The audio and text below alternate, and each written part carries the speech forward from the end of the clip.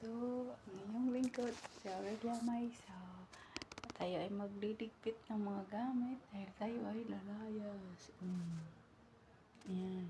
Yan yung dadalhin ko. Malamig kasi doon eh.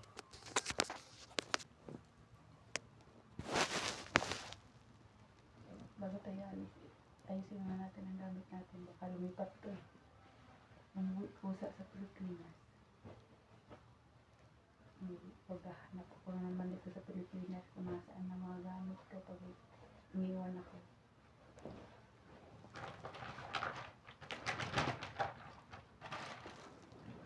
Kawawa naman ako pag ako iniwan ng mga gamit ko nito.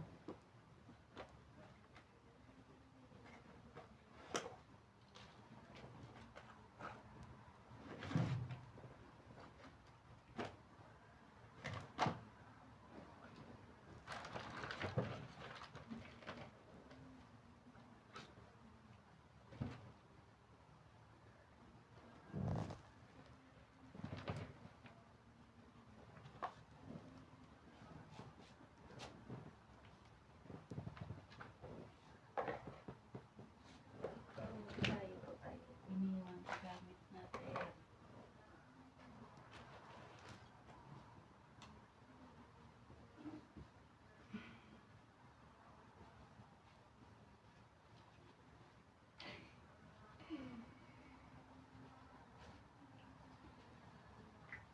Bibilan ka nga ng ganito, hindi mo magamit dahil paano nga lang?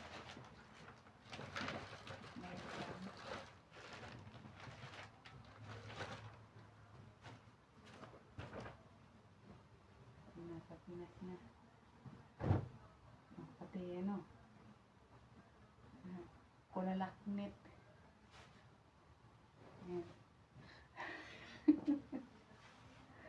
O kaya gawin ganyan. Mas. Ayan.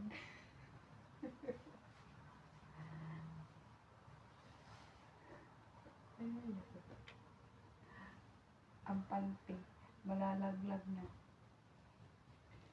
Yeah. Lalakad, pag uwi sa Pilipinas, hindi na ako magpanty. Kasi malaglag na ang panty.